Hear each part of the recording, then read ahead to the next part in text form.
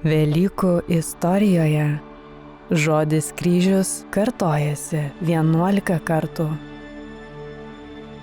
Nukryžiuoti 23 kartus.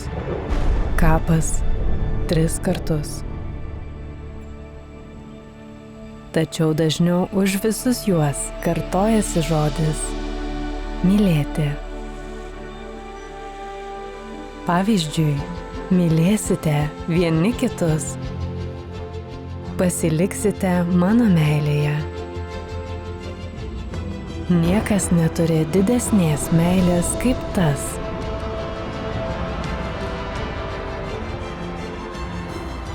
kuris savo gyvybę už draugus atiduoda.